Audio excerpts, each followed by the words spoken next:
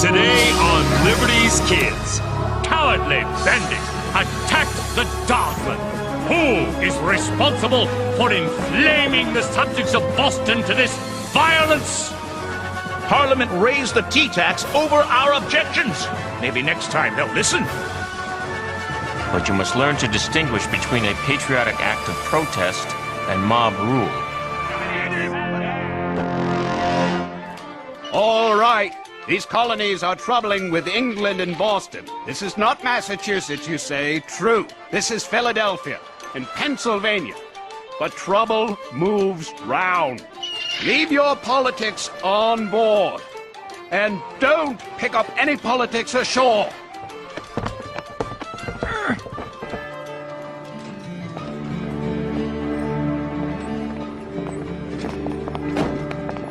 September 1774. Dearest Mother, please give my best to Dr. Franklin. As he may have told you, Parliament's response to the Boston Tea Party has not been warmly received. The colonies have sent representatives to Philadelphia to attend a Continental Congress. No thank you.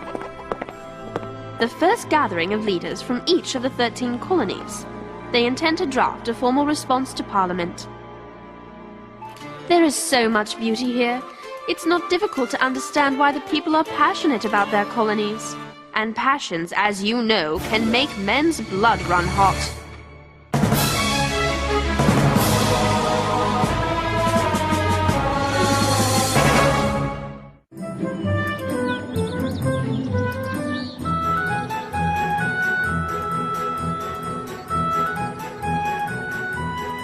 By giving Canada the Ohio River Valley, the lives lost 11 years ago during the French and Indian War were lost for nothing. But Parliament's demand that Boston pay for the tea they destroyed is perfectly reasonable. The tax is not reasonable. Only a Tory would think so. I thought Tory was a colony. You know, like if a person was a Tory, they were from Tory. Like a New Yorker is from New York. Sarah's not a Tory. Colonists who defend Parliament are called Tories, a nasty name on this side of the Atlantic. I must learn to be careful what I say, since my opinions are not always popular. Sam, it's vital these pamphlets are distributed in Boston immediately. The pamphlets need to be read while the British warships are still there, with cannons pointing at church steeples. John, even I wouldn't accuse the British of targeting church steeples. And I consider myself an expert at stirring the pot. You're right, of course. It's too much. But we must get these pamphlets into Boston. We must! You gentlemen have a way of agreeing that makes it sound like you're arguing. Your pamphlets are nearly done. Sarah, Henri, James, you remember Mr. Samuel Adams? Yes, sir. We were there in Boston the night of the Tea Party.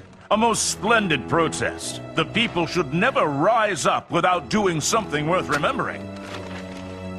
And this is Mr. John Adams. The same John Adams who defended the British troops who fired on our patriots at the Boston Massacre?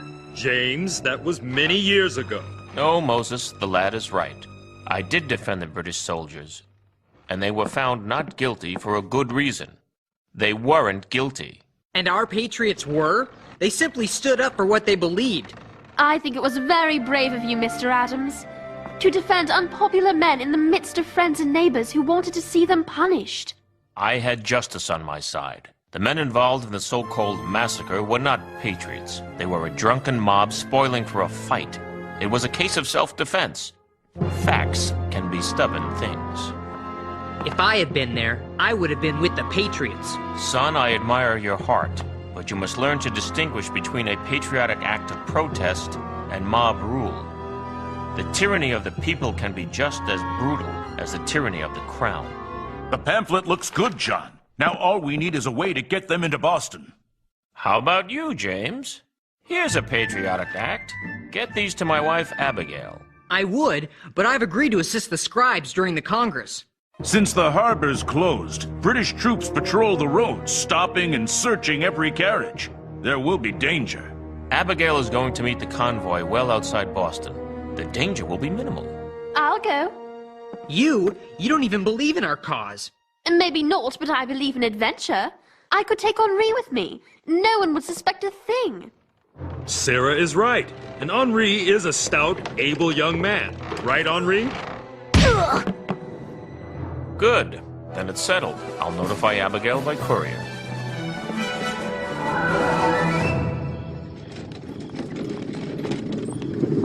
You have to learn to be aggressive if you want to be a journalist. I think you were very nearly rude to Mr. Adams. I was to the point, nose to nose. You were as busy giving your own opinion as getting his. I like Sam Adams. Sam is a man of action. This is a time for action. Hey, who's that? Whoa! What have we here? Stand right where you are. I was looking for my shipmate. I'll be on my way. I offered to buy you a drink. I don't drink. That it? Or is you wouldn't join the toast?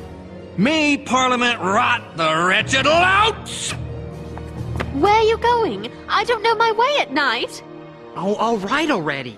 Look, I don't want any trouble. Let me go about my business. You are my business. I'm worried about you out in the chilly night air. He needs a warm coat of tar and feathers. Let me go! Stop! I can't believe I'm going to miss this. I can't believe you'd want to have anything to do with it. If you were a gentleman, you'd put a stop to it. Imagine how silly he's going to look covered with tar and feathers. He'll look like a giant barn owl. Hooty hoot! Hooty hoot! I'm Hooty the sailor!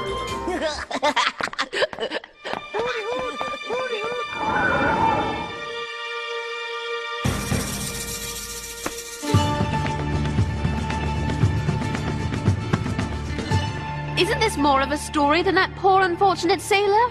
What story? We're loading wagons.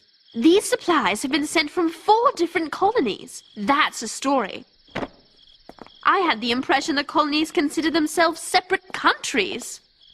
They did, until Parliament closed Boston Harbor.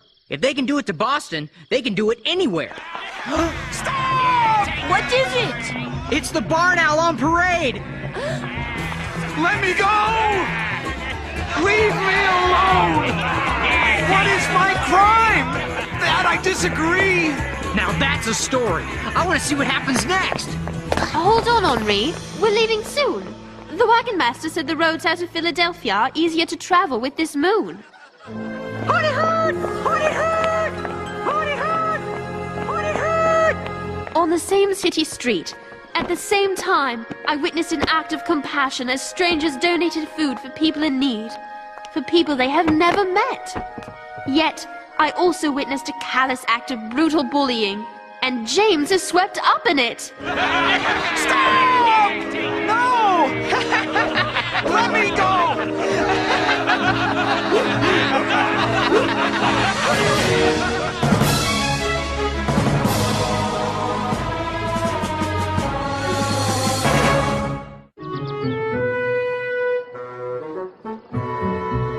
In large type across the top, Hooty Hoot gets the boot because he looked like a barn owl after they tarred and feathered him.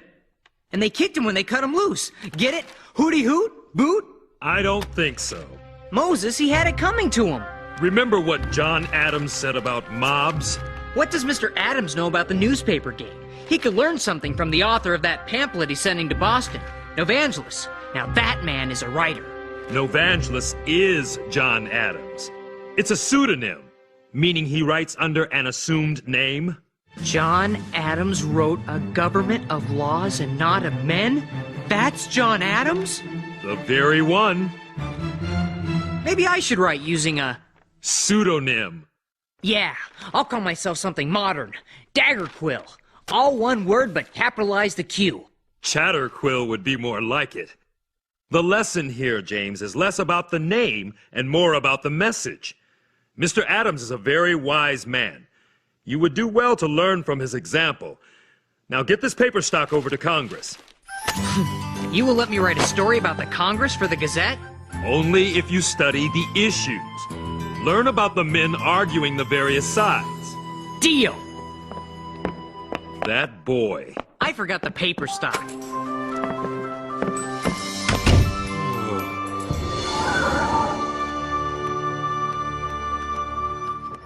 Dearest Mother, This land is even more spectacular than Father has described in his letters.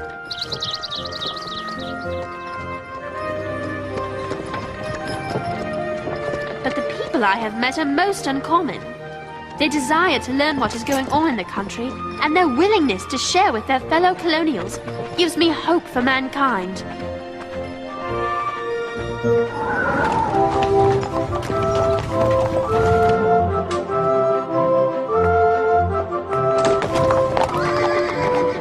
I could choke half of them with my bare hands. Don't they understand the suffering that's going on in Boston? Patience, Sam. We will make the case with facts stacked one upon another like bricks. Soon we will have an argument so strong it will be impervious to attack. On our second day, an old man brought his sheep to the convoy. He explained he was too old to continue herding sheep. He had given most of his flock to his daughter, but he wanted to give the rest to the blockaded city of Boston. At first, our wagon master didn't want to accept the flock. It would have slowed us down too much. But I had an idea. All right, troops. I know nothing of sheep, but I know soldiers. I depend on you to assist me, Lieutenant. Yes, General, sir. Quit fighting with the Lieutenant. You there, big horn. If you behave, I will give you all ranks of honor and names of valiant French knights and musketeers. It is essential at the outset to determine our method of voting. Who is that at the podium? Him? That's Patrick Henry. Population of the larger colonies. What say you? Hear, hear! Point of order! At the provisional meeting of the Stamp Act, we voted by colonies. One vote each. Yes, we're all equal. No! Outrageous! Who is that standing up? Delegate Dwayne. He's from New York. What say you to that, sir? The matter of the vote has not been decided. That's John Adams. Him, I know. Let's make a deal. I'll tell you everyone I know, and you tell me everyone you know. I know everyone. Everyone? Who's that? John Jay of New York. Now please, I'm trying to listen. As we set about our business, I remind everyone of our purpose. We are here to re-establish harmony with Great Britain. We're not here to provoke Parliament into further action against us. Hear, hear! Outrageous! Gentlemen, come to order. I have just received a message by courier that British warships have fired cannon upon the city of Boston. Church steeples have fallen.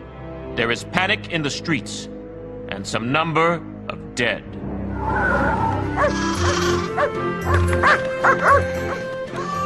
As we near the end of our last day on the road, we are met by a most marvelous lady and her driver.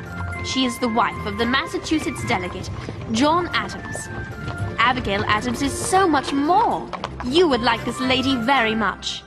Welcome from all the good people of Boston. And you must be Sarah. Forgive my brazen husband, that Mr. Adams, sending a girl on such an errand. You must thank him for me. It has been a wonderful adventure, but I must ask you, we heard along our journey that Boston has been fired upon. Is this true? Heavens, no. General Gage sent troops to Cambridge and took arms and powder stored there. Patrols on the road stopped supplies from entering the city. But actual warfare? God save us from that. Has any word come from England? Anything new from Parliament that might provoke violence? No. General Gage can act under his own authority. He claims he seized the powder and guns to prevent violence. However, if he finds these pamphlets, it would be sedition. That could land us all in jail. Sedition? That's like treason. You have nothing to fear. I won't let anything happen to you. I promise. Please put everything in my carriage. I know how to get the pamphlets into Boston without anyone going to jail. My squadron! If I follow the marsh road into Boston, no one will think twice. Young man, that's brilliant. Tell me what happened in the Congress. Well, I found the delegates at Carpenter's Hall arguing over what to do about the Intolerable Acts. One group wants to demand Parliament repeal the Intolerable Acts, while the other group wants to ask the king for his help. Who are the leaders? The firebrands. That's what the moderates called them. Are the Massachusetts men, John Adams and Sam Adams. Write the names down. Who are the moderates then? Who speaks for them? Our own delegation. Can you believe it? Shame on Pennsylvania. Mr. Galloway sounds as if he were a member of Parliament himself. Good job, James. Excellent reporting. You have all the facts. Why are you so glum? Because they just talk and talk and talk. Why won't they fight it out and be done with it? Let's say a prayer of thanks we have men who aren't so quick to fight. The moderates won. They're going to petition the king to fix it with Parliament. It could be weeks before there's any news. Moses, let me do a story on the sailor that got tarred and feathered. That's real news, patriotic and funny. I know where you can find the sailor. Maybe you should talk to him and still see how patriotic and funny you think it is.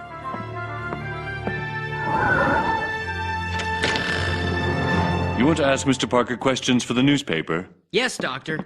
He's in a great deal of pain. He'll have to stay in bed for a month, maybe more. He's hurt bad? He can't be. I saw him. I saw him stand up and walk away. When a person is tarred, the tar is like hot oil. They boil it. Tar burns a man's clothes onto his skin. You mean like hot candle wax and you peel it off and... Worse.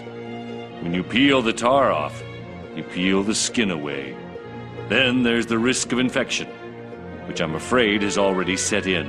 But they were patriots taking a stand. They were criminals who used the cause to beat him and rob him of his hard-earned pay. But they were shouting slogans against Parliament, and they sang a liberty song. Did they respect Mr. Parker's liberty? You want the real story? Go ask him a question. I don't think I want to. The facts, James. If you want to be a reporter, you must have all the facts.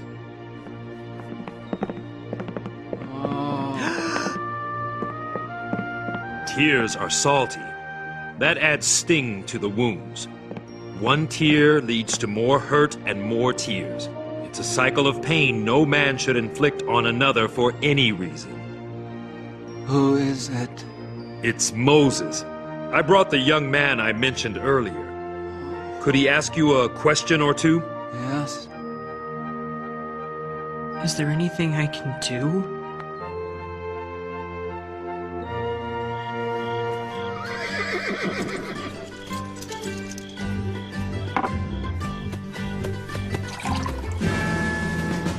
These wagons headed toward Boston? Somebody got an answer for me? Yes, they are. They were loaded in accordance with the law of the king. By the sound of that voice, you're a ways from home here, missy. Mother, I am sorry to say these British soldiers were far from gentlemen. 2 of them held muskets at the ready. They talked among themselves, deciding who would ride which wagon. They intended to sell the goods and pocket the money for themselves. Sir, my father is a British officer. Really? An officer, you say? Which one of you would like to sign for the wagons? I'm sure General Gage will want to know who took the supplies. General Gage? See, we didn't know these goods were... she's not the daughter of... We don't need to make an issue of who her father is. Just sign. We don't have time to take the wagons now. There aren't any newspapers or pamphlets here. I swear on the king's health, there are no printed or published works in these wagons. Move on, then.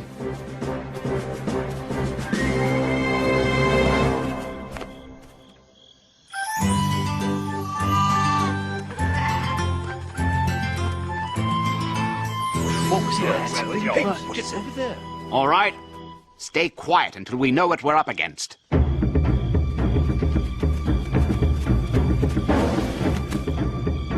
Lieutenant, keep your eye on the 6-man lava cannon. Colonel, have we heard from the Indian scouts? They are the famous shadow warriors. You cannot see them until they are right beside you. Yes, sir, General, sir. They sound like sheep. It could be Indians. They make noises like birds and bears to fool the enemy. They must have taught the rebels how to do it. Let's get out of here.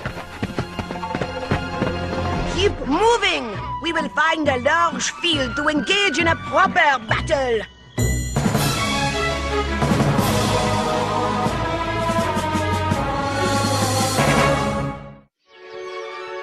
After Henri delivered his squad of sheep, he returned the dog he called Lieutenant to the old man.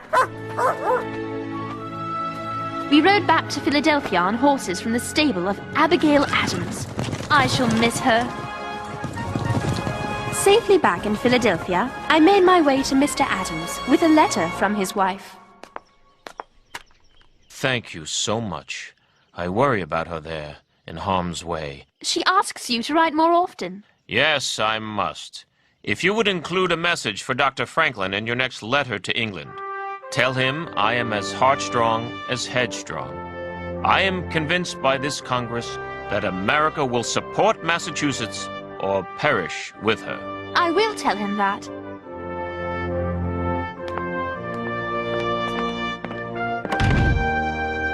John Adams arranged for us to see a bit of Congress in action.